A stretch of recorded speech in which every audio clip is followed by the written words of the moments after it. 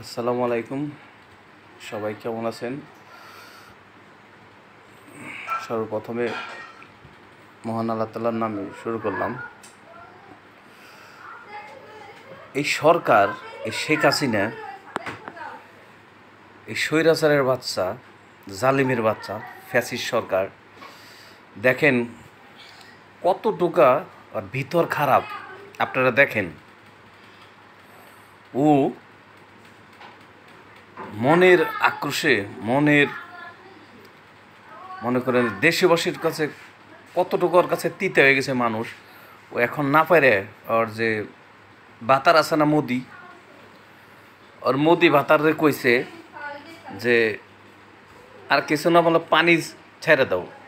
কারণ হাজার হলো মনের মানুষ,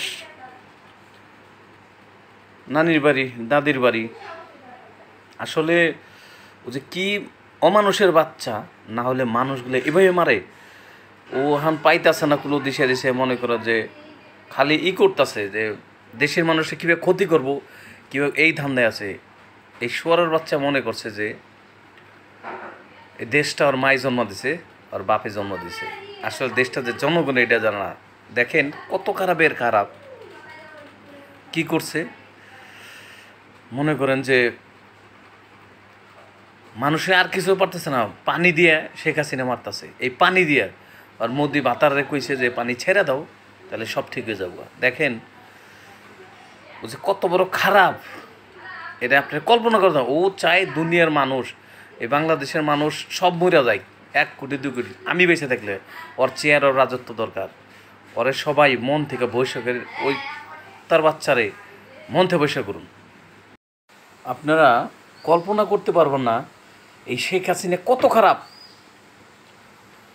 ওর বাপে দেশটা জ্বালাই থেকে গেছে রক্ষী বাহিনী দিয়ে, আর ওর এই মেয়ে বর্তমানে সব শেষ দিয়ে দিছে। আসলে আপনাদের কি বলবো, এই শেখ হাসিনা, ওর কাছে মানুষের কোনো মূল্য নেই। মানুষে জব করলে ও খুশি। এক মেজর ইয়ার আগে জব করছে, বুঝতে পারছেন? কি বলবো আর, ও যে কত বড় খারাপ। কোনো দেশটা সাপোর্ট করে না, ও যে কত করে মানুষ পানিতে ভাইসা মরতেছে। আর ওর কী কম, ও একটা জালিম আছে না, একটা জালিমের তা খারাপ। ওর কাছে কোনো ধর্ম নাই, মাথায় তিলক লাগায়। আর ওই যে ইন্ডিয়ার নাঙ্গের আছে তাগলকে মনে করি করে। ও আসলে কী কমো। এখন মোদি আছে, ওর জামাই মোদি যা করা করতেছে। আর দেশের মানুষগুলো পানি দিয়ে ভাসায় মানুষগুলোর জীবনটা শেষ দিয়ে দিবেনছে।